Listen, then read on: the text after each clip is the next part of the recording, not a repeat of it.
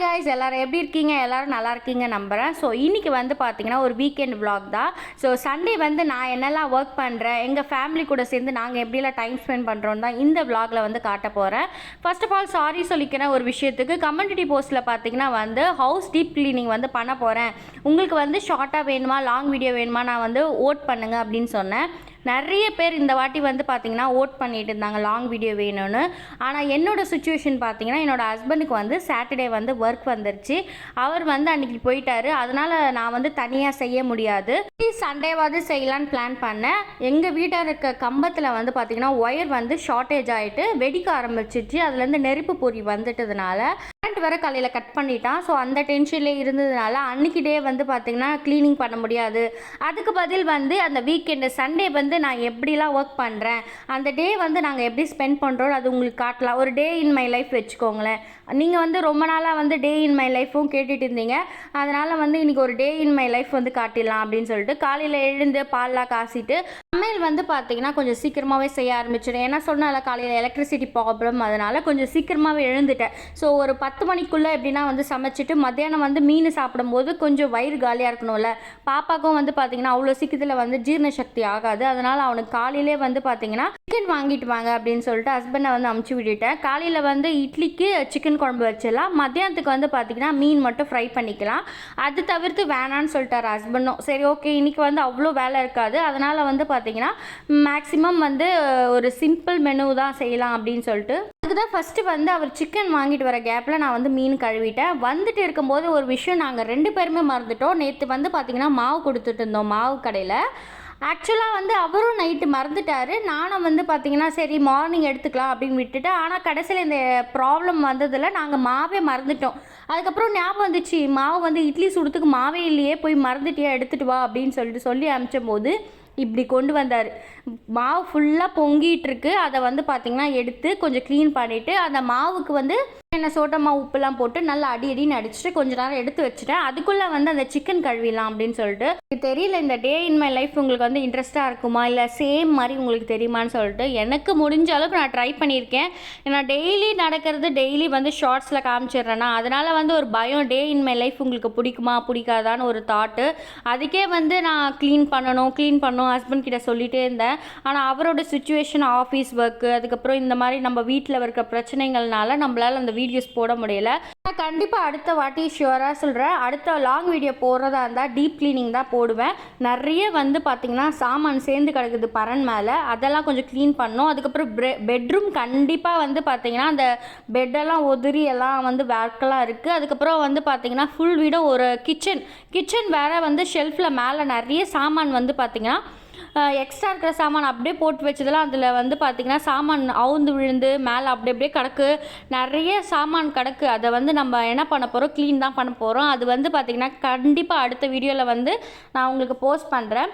ரீசெண்டாக நிறைய cleaning video வந்து என் சப்ஸ்கிரைபர் பார்க்க ஆரம்பிச்சிட்டாங்களா என்னன்னு தெரியல. ரொம்ப சர்ப்ரைஸாக இருக்குது. நம்மளுக்கு வந்து 10Kலாம் வரவே சான்ஸ் இல்லை.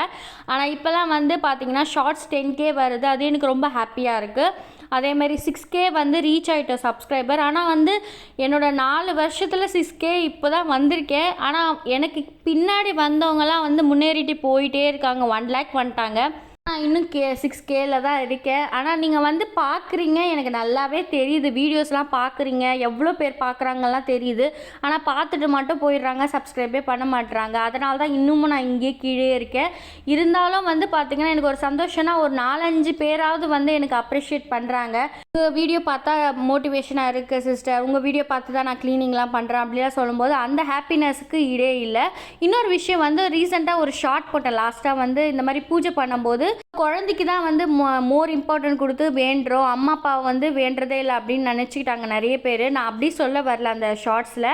ஆக்சுவலாக வந்து நான் சின்ன வயசுலேருந்து பார்த்திங்கன்னா சாமி வந்து எனக்கு அவ்வளோ இன்ட்ரெஸ்ட் இல்லை. சொல்லப்போனால் நான் எங்கள் அப்பா மாதிரி, எங்கள் அப்பாவுக்கு வந்து பார்த்திங்கன்னா சாமி மேலே அவ்வளோ நம்பிக்கை இருக்காது. ஆனால் வந்து ஹார்ட் ஒர்க் பண்ணுறவர், சுண்டல் கடை வச்சுருக்கேன்னு சொன்னாலும் அவர் வந்து அவரோட சொந்த முயற்சியில் அவர் வந்து ஸ்டார்ட் பண்ணதுனால அவர் எப்போவுமே ஹார்ட் ஒர்க் தான் முக்கியம். சாமிலாம் ஒரு கொஞ்சம் ஒரு நம்பிக்கை சாமி இருக்குது அவ்வளோதான்.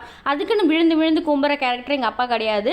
அதை வந்து சின்ன வயசில் நான் பார்த்ததுனால என்னவோ தெரியல, எனக்கு வந்து அவ்வளோ இன்ட்ரெஸ்ட் இல்லை சாமி ரொம்ப கும்பிடணும்ல. கோயிலுக்கே போக மாட்டேன் சொல்லப்போனால். எங்கள் அம்மா தான் வந்து சின்ன வயசில் வந்து விழுந்து விழுந்து கும்பிடுவாங்க.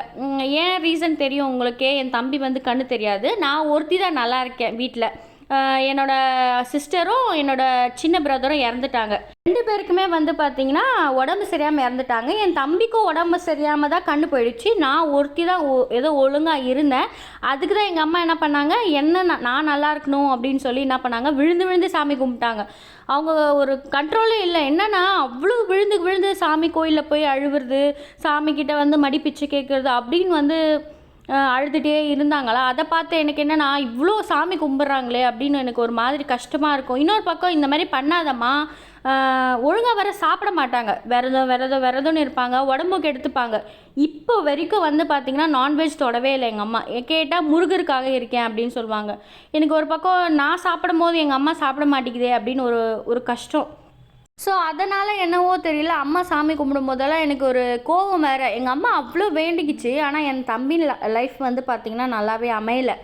எங்கள் அம்மா அவ்வளோ சின்ன வயசுலேருந்து வேண்டிக்கிச்சு. ஆனால் என் தம்பி வந்து பார்த்திங்கன்னா வீட்டுக்குள்ளேயே அடைஞ்சு கிடக்கிறான். அவனோட லைஃபே டோட்டலாக இதுவாகிடுச்சு. அவனால் கல்யாணம் கூட பண்ணிக்க முடியாது, அந்த அளவுக்கு இருக்கான்.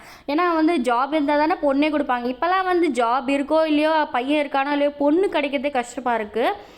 அவன் வந்து ஜாபுக்கே போகாமல் வீட்டிலே இருந்துட்டு சாப்பிட்டு தூங்குறது அப்படியே இருந்துட்டான் பாருங்கள். அவங்க லைஃப் வந்து எங்கள் அம்மா வந்து ஆக்சுவலாக சாமி தான் வந்து என் தம்பியை காப்பாற்றுன்னு நினச்சிட்டு அவங்க என்ன பண்ணாங்க, அவனை வந்து ஸ்கூலுக்கு கூட அனுப்பலை. இந்த ரீசனுக்கோசம் தான் என் பையன் வந்து ஸ்பெஷலாக பிறந்தாலும் மரியாதையே ஸ்கூலுக்கு கிளம்புறியா இல்லையா அப்படின்னு சொல்லி நான் வந்து பார்த்திங்கன்னா அவனை வந்து அழுகுனாலும் பரவாயில்லன்னு சொல்லி வந்து பார்த்திங்கன்னா அனுப்பிச்சி விடுவேன். எங்கள் அம்மா பண்ண தப்பை நான் பண்ணவே மாட்டேன். நான் வந்து என்ன சொல்கிறேன்னா, சாமியே கதின்னு இருக்கக்கூடாது, கொஞ்சம் நம்மளும் ஹார்ட் ஒர்க் பண்ணணும் அப்படின்ற மைண்ட் செட்டு எனக்கு என்னோடய அப்பா மாதிரி வச்சுக்கோங்களேன். ஸோ எப்போவுமே சாமியே கதியாக இருக்கக்கூடாது, சாமி கும்பிடணும். எனக்கு சாமி நம்பிக்கை இல்லாமல் இல்லை, சாமி இருக்குது. ஆனால் வந்து அதுவே வந்து டிபெண்ட் பண்ணின்னு இருக்கக்கூடாது. எங்கள் அம்மா மாதிரி வந்து பார்த்திங்கன்னா சாமி பார்த்துக்கும், எதாக இருந்தாலும் சாமி பார்த்துக்கும் அப்படின்னு நினச்சிக்கூடாது. நம்ம கொஞ்சம் கீழே இறங்கி நம்ம குழந்தைய உருவாக்கணும்னா நம்ம தான் கொஞ்சம் ஸ்டெப் எடுத்துக்கணும். சாமி வந்து நம்மளுக்கு வழி தான் காட்டும், நம்ம தான் வந்து போயிட்டு நம்ம குழந்தைய உருவாக்கணும். அதனால தான் நான் வந்து எங்கள் அம்மா பண்ண மிஸ்டேக்கை நான் பண்ணக்கூடாதுன்னு சொல்லறதுக்கு தான் அந்த ஷார்ட்டில் சொல்ல வந்தேன். அந்த ஷார்ட்ஸில் அவ்வளோ சொல்ல முடியாதுல்ல, ஒரு 60 செகண்டில் என்ன சொல்ல முடியும் சொல்லுங்கள். அதுக்கப்புறம் வந்து பார்த்திங்கன்னா பாப்பாலாம் வந்து கொஞ்சம் வளர்ந்த பிறகு நான் வந்து பார்த்திங்கன்னா சாமி கும்பிடுவேன். ஆனால் வந்து நான் ரொம்ப கும்பிட மாட்டேன். எனக்கு ஒரு பயம் என்னென்னா, அதிகமாக கும்பிட்டுட்டா அதிகமாக சோதனை கொடுத்துருவானோன்னு ஒரு பயம். அது என்னன்னு தெரியல. சின்ன வயசில் அப்பா சொல்வார், நீ வந்து அதிகமாக கும்பிட தான் உனக்கு இன்னும் கஷ்டம் கொடுப்பான் கடவுள், உன்னை ரொம்ப சோதிச்சு பாப்பா, நீ என்னை கும்பிட்றியா இல்லையான்னு சொல்லிட்டு அப்படி பண்ணுவான், நீ ரொம்ப கும்பிடாதடி அப்படின்னு சொல்லிட்டு அப்பா சொல்வாரா. அதை கேட்டவுடனே இன்னும் எனக்கு பயம் எடுத்துக்கிச்சு. அதுக்கே வந்து கும்பிடுவேன், ஆனால் ரொம்ப கும்பிட மாட்டேன். இந்த வீடியோ உங்களுக்கு வந்து பிடிச்சிருக்கோம் நம்புறேன். சின்ன வீடியோவாக இருந்தால் என்னால் முடிஞ்ச அளவுக்கு நான் இந்த வீடியோ உங்களுக்கு கொடுத்துருக்கேன். இந்த வீடியோ வந்து பிடிச்சிதான் மறக்காமல் லைக் பண்ணுங்கள், எப்படி இருக்குன்னு மறக்காமல் கமெண்ட் பண்ணி ஃபீட்பேக் கொடுங்க. ஸோ தேங்க்ஸ் ஃபார் வாட்சிங்.